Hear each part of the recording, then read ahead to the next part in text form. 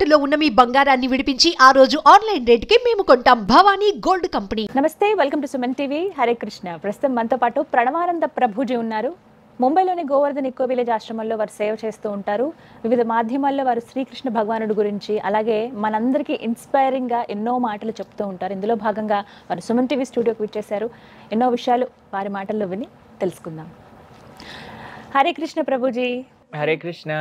Avira Women's Day special offer 50% off on IUI IVF valid till 8th March. Shivaratri పర్వదినం రాబోతోంది. అయితే ఈ సందర్భంగా చాలా మందికి ఎన్నో సందేహాలు. శివరాత్రి రోజు అసలు ఏం చేయాలి, ఏం చేయకూడదు, ఎటువంటి నియమాలు పాటించాలి, ఆ స్మరణ చేసేటప్పుడు కూడా ఎటువంటి స్మరణ చేయాలి, ఇలా రకరకాల ప్రశ్నలు అడుగుతూ ఉన్నారు. ఇందులో భాగంగా మీ సమాధానం అండి. శ్రీమద్ గోపీశ్వరం వందే శంకరం కరుణాలయం అశేష క్లేశహరం దేవం బృందారణ్యరతిప్రదం.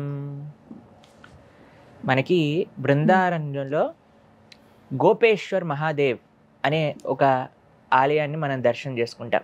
బృందావనానికి క్షేత్రపాలకుడు అన్నమాట. బృందావన పరిక్రమ చేసేటప్పుడు ముందు గోపేశ్వర్ మహాదేవ్కే ప్రణామం చేసుకొని వెళ్తారన్నమాట. ఆయన రాసలీలలో పాల్గొనే ఇచ్చతో వచ్చారు. కృష్ణుడు ఆ సేవ ఇచ్చారు, బృందావనాన్ని సంరక్షించండి అని. ఆయన అనుమతి లేనిది ఎవ్వరూ కూడా ఆ రాసస్థలి లోపలికి వెళ్ళలేరు అనమాట. ఆయనకి విశేషం ఏంటో తెలుసా? బృందావనంలో ఆయనకి ప్రతిరోజు గోపికలాగా డ్రెస్సింగ్ చేస్తారు. శివుడికి గాగ్రా చోళీ వేస్తారనమాట. పైనుంచి ఇలా కొంగు కప్పి కళ్ళకి కాటుక, ముక్కుకి ఆభరణాలు, చెవులకు ఆభరణాలు, గాజులు అన్ని వేస్తారు అక్కడ ఉండే శివుడికి. గోపికలాగా ఆయన తయారయ్యి వచ్చారు. ఎందుకంటే కృష్ణుడు యొక్క సాంగత్యం పొందడానికి కోసం కృష్ణుడితో నృత్యం చేయాలి అని. కానీ ఆయన పరదా ఒకసారి ఎగిరిపోతుంది, అప్పుడు అందరికి తెలిసిపోతుంది శివుడు వచ్చాడు. అప్పుడు కృష్ణుడు అంటాడు, నువ్వు ఎలవుడు కాదు, నువ్వు ఇంకో సేవ చేయాలి అని క్షేత్రపాలక సేవని ఆయనకి ఇస్తారనమాట. కాబట్టి ఇప్పుడు కూడా మీరు చూసారనుకోండి, ఎంత బ్యూటిఫుల్ గా తయారు చేస్తారు. కాబట్టి ఆయనని బృందారణ్య రతిప్రదం అంటారు. ఆ బృందారణ్యం పట్ల ప్రేమ కలిగేటట్టుగా ఆశీర్వదించగలిగిన శక్తి పరమశివుడికి ఉందట అని చెప్తారు. అయితే మీరు అన్నట్టు శివరాత్రి రోజు ఏం చేయాలి, ఏం చేయకూడదు? భగవంతుణ్ణి భౌతిక కోరికతో ఆశ్రయించకండి. పరమశివుడి దగ్గరికి వెళ్ళినప్పుడు నాకు ఇది కావాలి, నాకు అది కావాలి, ఇది కావాలి, ఈ కోరికలు అడగండి. వెళ్ళి అయ్యా నీ పూర్తి కృప, పరిపూర్ణ కృప నా పైన ఉంచు అని ప్రార్థన చేయండి. మన శాస్త్రాలు చెప్తూ ఉంటాయి ఆయన యొక్క వైభవం గురించి. ఎంత గొప్ప తత్వము పరమశివుడి యొక్క తత్వం. కాబట్టి ఆశ్రయించేటప్పుడు మనస్ఫూర్తిగా ఎటువంటి కల్మసములు లేకుండా ఆశ్రయించండి. ఏ భౌతికమైన వాసనలు లేకుండా ఆశ్రయించండి. ఆయన పరిపూర్ణ కృప, నువ్వు ఏదైతే నాకు అన్నిటికంటే బెస్ట్ అనుకుంటున్నావో దాన్ని నాకు ఇవ్వు. చేయకూడని విషయం ఒకటి చెప్తాను. ఏంటో తెలిసిన అండి, మేము చిన్నప్పుడు చూసేవాళ్ళము, ఈ శివరాత్రి జాగరణల పేరుతో సినిమాలకి వెళ్తారు. అవునండి, ఇప్పటికీ మీరు చూసారా? ఇప్పటికీ ఉందా అలానే? ఇప్పటికీ అలానే. ఇది అన్నిటికంటే పరమ దారుణమైన విషయం.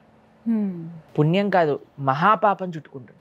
ఎందుకు అని అంటే చూడండి, అదొక ఆధ్యాత్మిక శక్తితో సర్చార్జ్ అయిన సమయం అనమాట. ఎందుకంటే లింగోద్భవ కాలము అని చెప్తారు రాత్రిపూట. ఎలా అయితే కృష్ణుడు 12 o'clock జన్మోత్సవాలు చేస్తారో, శివరాత్రి రోజు కూడా రాత్రికి అభిషేకం చేసే పరంపర ఉందండి. ఆ సమయంలో సినిమా థియేటర్లో కూర్చొని చూపించే చెత్త అంతా చూస్తున్నారంటే ఎంత జాగరణ చేయమన్నది ఆ భగవన్నామ స్మరణ చేసుకోవాలి, ఏదో భజన చేసుకోవాలి, ఆలయంలో ఉండాలి, ఏదో ఒక ఆధ్యాత్మిక కార్యక్రమంలో ఉండాలి. సినిమా చూసి జాగరణ చేయమని చెప్పలేదు ఎవరు కూడా.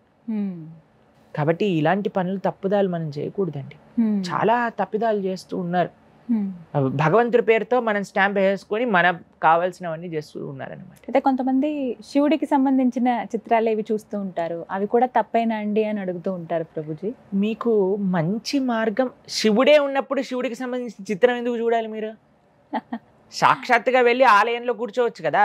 ఏదో అభిషేకం చేసుకోవటమో, కృష్ణరామ అనుకోవటమో, భజన చేసుకోవటమో, ఏదో ఒకటి చేసుకోవచ్చు కదా.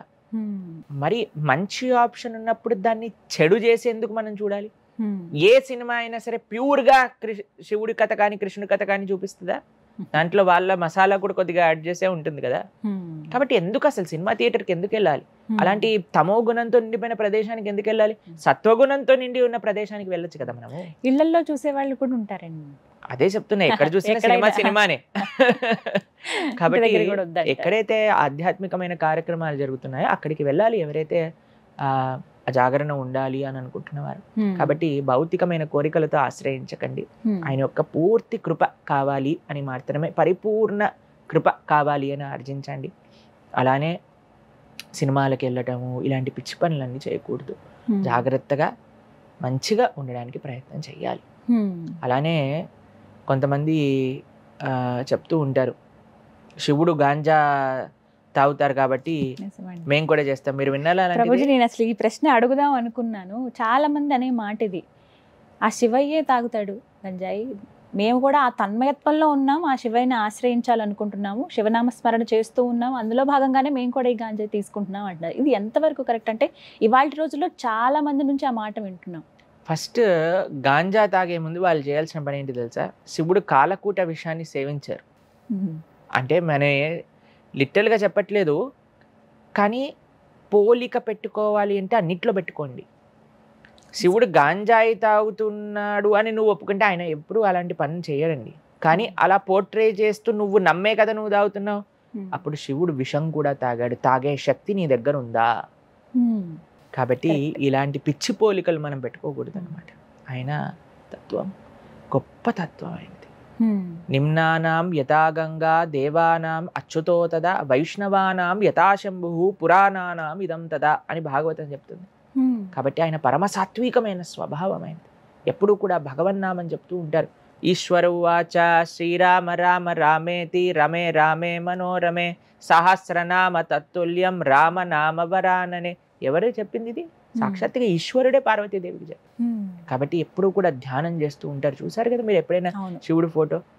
కాబట్టి ఆయన ఎప్పుడు కూడా ధ్యానంలో ఉంటారు, ఎప్పుడు కూడా నామ జపంలో ఉంటారు.